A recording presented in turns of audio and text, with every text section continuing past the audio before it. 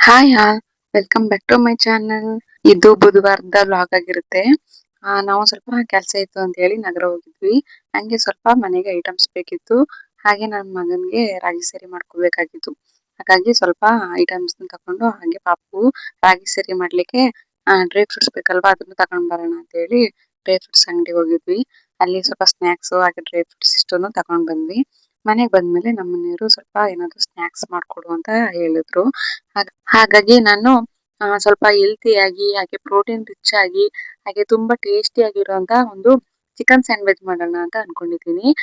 ಇದಕ್ಕೆ ನಾನು ಇಡ್ಲಿ ಮಾಡ್ತೀವಲ್ಲ, ಆ ಇಡ್ಲಿ ಪಾತ್ರೆಗೆ 2 ಮೊಟ್ಟೆ, ಮತ್ತೆ ಒಂದ್ ಕಡೆ ಚಿಕನ್, ಮತ್ತೆ ಇನ್ನೊಂದ್ ಕಡೆ ಒಣಮೆಣಸಿನಕಾಯಿ ಹಾಗೆ ಬೆಳ್ಳುಳ್ಳಿ ಇಷ್ಟನ್ನ ಹಾಕಿ ಸ್ಟೀಮ್ ಮಾಡ್ಕೊಂಡಿದೀನಿ. ಹಾಗೆ ಚಿಕನ್ ಬೇಯಬೇಕು, ಹಾಗೆ ಅದನ್ನ ಸ್ಟೀಮ್ ಮಾಡ್ಕೋಬೇಕು. ಇನ್ನೊಂದ್ ಕಡೆ ನಾನು ಈರುಳ್ಳಿ, ಕ್ಯಾರೆಟ್ ಹಾಗೆ ಟೊಮೊಟೊ ಇಷ್ಟನ್ನು ಕಟ್ ಮಾಡಿ ಇಟ್ಕೊಂಡಿದೀನಿ. ವೆಜಿಟೇಬಲ್ಸ್ ಬೇಕು ಅಂತ ಹೇಳಿದ್ರೆ ಇನ್ನೂ ವೆರೈಟಿ ಇದ್ರೆ ಹಾಕೋಬಹುದು. ಆಮೇಲೆ ಅದು ಸ್ಟೀಮ್ ಆದ್ಮೇಲೆ ಚಿಕನ್ ನ ಸಪರೇಟ್ ಆಗಿ ಎತ್ತಿಟ್ಕೊಂಡು ಅದನ್ನ ನಾವು ಸಣ್ಣಗೆ ಪೀಸ್ ಮಾಡಿ ಇಟ್ಕೋಬೇಕು.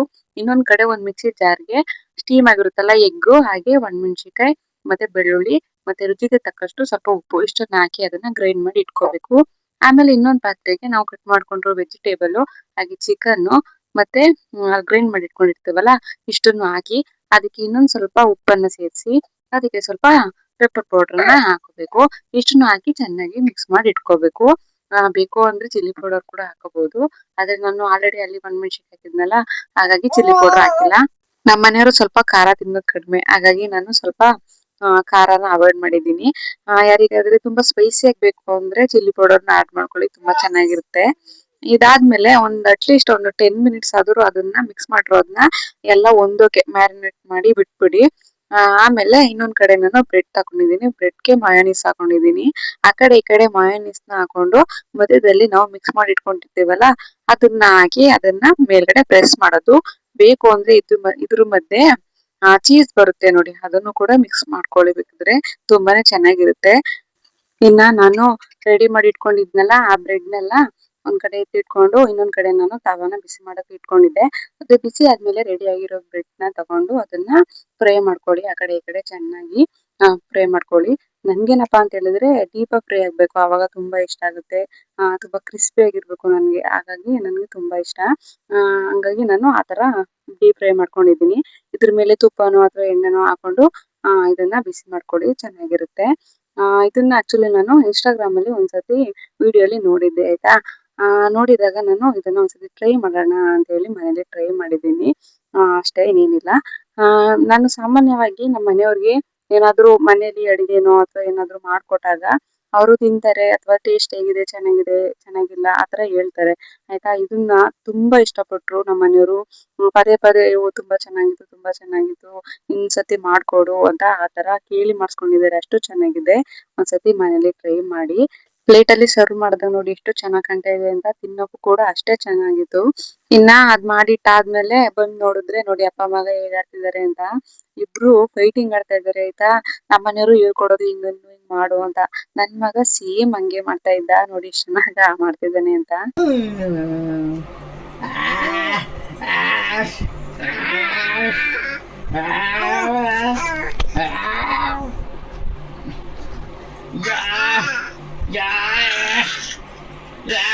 ಚಿಕ್ಕ ಚಿಕ್ಕ ಚಿಕ್ಕ ಚಿಕ್ಕ ಚಿಕ್ಕ ಚಿಕ್ಕ ಚಿಕ್ಕ ಯೋ ಚಿಕ್ಕ ಚಿಕ್ಕ ಚಿಕ್ಕ ಚಿಕ್ಕ ಚಿಕ್ಕ ಚಿಕ್ಕ ಚಿಕ್ಕ ಚಿಕ್ಕ ಚಿಕ್ಕ ಚಿಕ್ಕ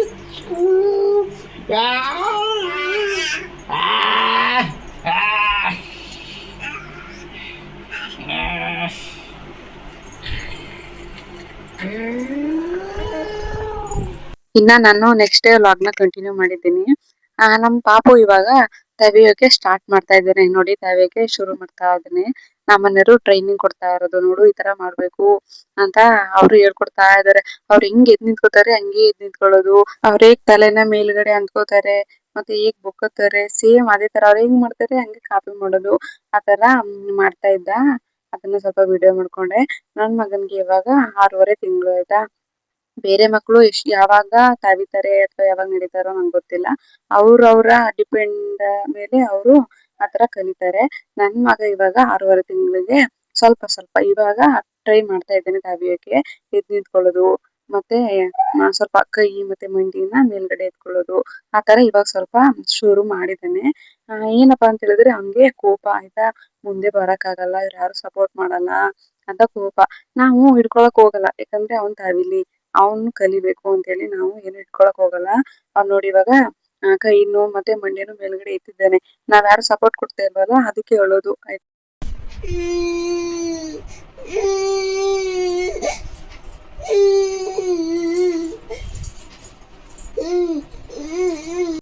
ಮತ್ತೆ ಇದಾದ್ಮೇಲೆ ನೋಡಿ ನನ್ ಮಗನ್ಗೆ 2 ಜಡೆ ಹಾಕಿದ್ದೀನಿ. ಎಷ್ಟು ಚೆನ್ನಾಗ್ ಕಾಣ್ತಿದ್ದಾನೆ ಅಂದ್ರೆ ನಿಜವಾಗ್ಲೂ ನನ್ ದೃಷ್ಟಿನೇ ಆಗುತ್ತೇನೋ ಅಷ್ಟು ಚೆನ್ನಾಗ್ ಕಾಣ್ತಾ ಇದ್ದಾನೆ.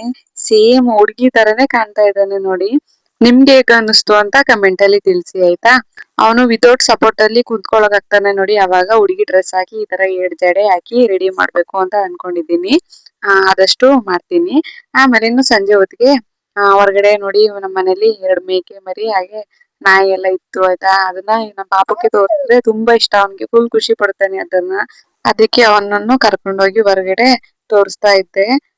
ನಾಯಿ ಮರಿ ಹಾಗೆ ಮೇಕೆ ಮರಿ ಅನ್ನೆಲ್ಲ ನೋಡ್ಕೊಂಡು ತುಂಬಾ ಖುಷಿ ಪಡ್ತಿದ್ದ ಅವನು. ನನ್ ಮಗ ಹೆಂಗಪ್ಪಾ ಅಂತ ಹೇಳಿದ್ರೆ ಹೊರಗಡೆ ಕರ್ಕೊಂಡ್ ಹೋಗ್ಬಿಟ್ರೆ ಇನ್ನು ಒಳಗಡೆ ಬರೋದೇ ಇಲ್ಲ. ರೂಮ್ ಕರ್ಕೊಂಡ್ ಬಂದ್ ಹಾಕದ್ರೆ ಸಾಕು ಫುಲ್ ಒಳಗ್ ಶುರು ಮಾಡ್ಬಿಡೋದು.